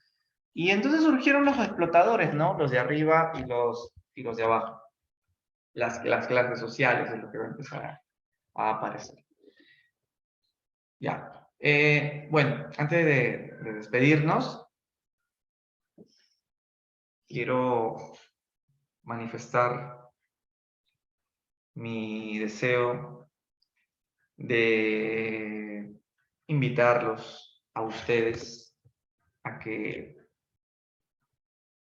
practiquen un poco más. Los veo bien, podrían estar mejor. Sé que recién estamos empezando, sé que tal vez nadie nace sabiendo historia. No sé si el colegio te ayudó mucho, te ayudó poco, no lo sé. Lo que sí sé es que ustedes se comunican desde qué parte del Perú. Quisiera, por favor, que me digan desde qué parte del Perú se están comunicando ustedes. De Miraflores, de San Isidro, de San Borja, de La Molina, de Monterrico. Allá, de Chincha. ¿De dónde más se comunican? A ver, díganme, ¿de dónde más? De Chincha, de Ica. ¿Ya? ¿Qué parte de Ica? Pisco, no sé, San Pedro, Ungará, Lurin-Chincha, La Centinela. ¿De qué parte? De mismo Chincha, ok. De Pisco. Me muero por conocer esa zona. La última vez que he ido a Ica ha sido cuando tenía 3 años. Ok, ya, entonces, bueno, sí, pues, qué tal la educación allá en el colegio? ¿Qué base en historia han tenido? Supongo que más o menos, ¿no? Porque tampoco no es que estén en nada. Se han ayudado bastante ustedes. Pregunta de, a ver, profesor, tengo una pregunta. ¿Podría enviar su archivo con la información que nos mostró hoy? Sí, no les he enviado nada todavía, ¿no? Ya, ahora termino la conexión y les envío los PPT de ayer y los de ahora. Y es más, les voy a enviar también para que lo lean por su cuenta de Poblamiento Americano y también el formativo, porque la próxima semana nos va a tocar el tema de, digamos que ya empieza la semana 1, que es la semana de lo que más te va a venir en el examen.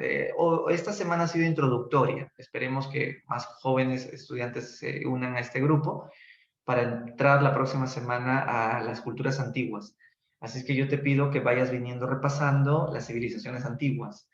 ¿Cuáles son las civilizaciones antiguas que me gustaría que para la próxima vengas un poquito leyendo, repasando lo que puedas?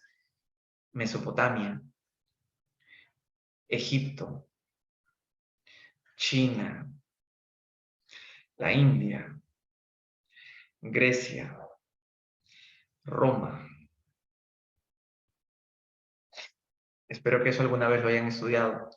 Y en Perú, Chavín, Paracas, Mochica, Nazca, Tiahuanaco, Huari, Chimú, Chincha. ¿Qué preguntan? Profesor, yo ya he postulado un par de veces a San Marcos, voy a medicina, ¿de acuerdo?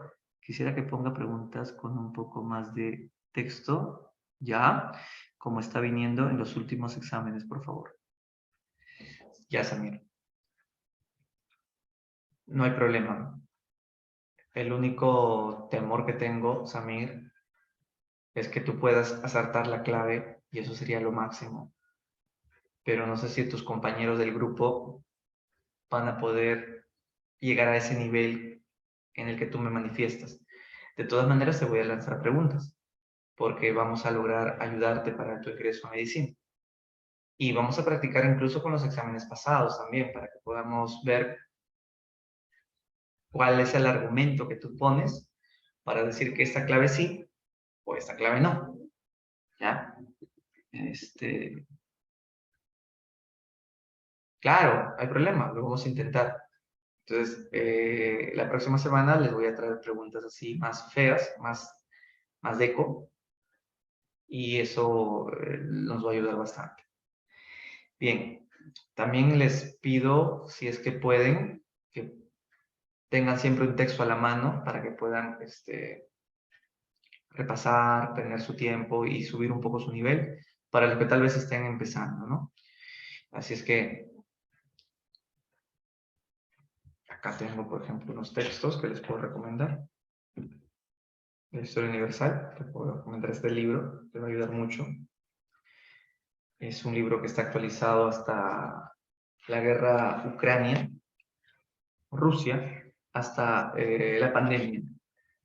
Y este libro es bonito porque, aparte que te dice todo el curso, ya viene subrayado lo que más te puede venir en un examen.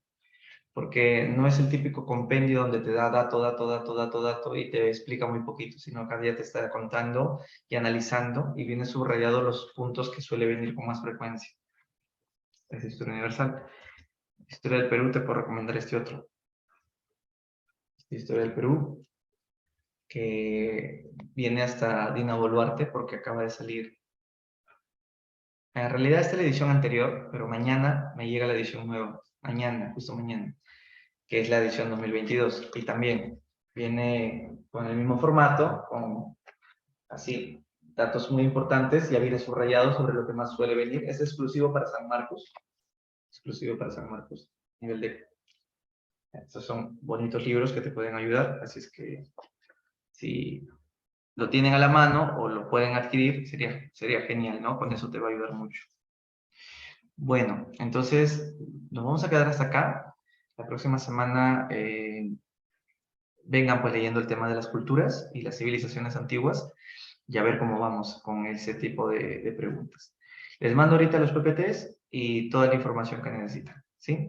Bueno, me despido, cuídense mucho y nos vemos el próximo jueves. Listo, me despido.